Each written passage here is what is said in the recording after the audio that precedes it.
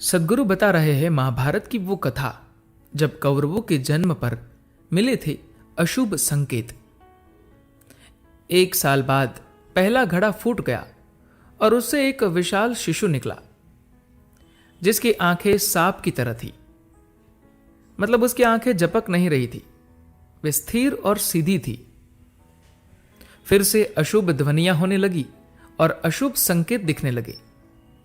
जो चीजें रात में होनी चाहिए वे दिन में होने लगी। नेत्रहीन धृतराष्ट्र को महसूस हुआ कि कुछ गड़बड़ है। उन्होंने विदुर से पूछा, यह सब क्या हो रहा है? कुछ तो गड़बड़ है, कृपया मुझे बताओ। क्या मेरा बेटा पैदा हो गया? विदुर बोले, हां, आपको पुत्र की प्राप्ति हुई है। धीरे धीरे सारे घड़े फूटने लगे और सभी बेटे बाहर आ गई। एक घड़े से एक नन्ही सी बच्ची निकली। विदुर ने बताया, आपके 100 पुत्रों और एक पुत्री की प्राप्ति हुई है, मगर मैं आपको सलाह देता हूं, अपने बड़े बेटे को खत्म कर दीजिए। धृतराष्ट्र बोले, क्या तुम मुझे अपने ज्येष्ठ पुत्र को मारने के लिए कह रहे हो? यह क्या बात हुई? विदुर ने कहा, अगर आपने अपने ज्येष्ठ पुत्र को मरवा डाला तो आप अपना, कुरुवंश और मानव जाति का बहुत बड़ा उपकार करेंगे। आपके फिर भी 100 बच्चे रहेंगे, 99 बेटे और एक बेटी। इस बड़े बेटे के न होने से कोई नुकसान नहीं होगा, मगर उसके साथ वे हमारे आसपास की दुनिया में विनाश ले आएंगे।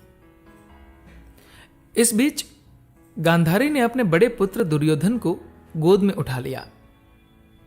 उसे कोई आवाजें सुनाई नहीं दी, न ही कोई अशुभ संकेत महसूस हुआ। वह अपने बड़े पुत्र को लेकर बहुत उत्साहित थी। वह उसे पालने और बड़ा करने के लिए बहुत आतुर थी। विदुर ने कहा, बुद्धिमान लोगों ने हमेशा से कहा है कि परिवार के कल्याण के लिए किसी व्यक्ति का बलिदान, गांव के कल्याण के लिए किसी परिवार का बलिदान और देश के कल्याण के लिए गांव का बलिदान किया जा सकता है। यहां तक कि किसी अमर आत्मा के लिए दुनिया का बलिदान भी किया जा सकता है। हे भ्राता, आपका यह शैतानी बच्चा मानवता की आत्मा को नष्ट भ्रष्ट करने के लिए यमलोक से आया है। उसे अभी मार डालिए। मैं शपथ पूर्वक कहता हूं कि उसके भाइयों को कोई नुकसान नहीं होगा और आप अपने 99 राजकुमारों के साथ आनंद से रह सकेंगे। मगर इसे जीवित नहीं छोड़ना चाहिए। लेकिन अपने सगे बेटे से धृतराष्ट्र के मोह ने उनकी बुद्धि खराब कर दी।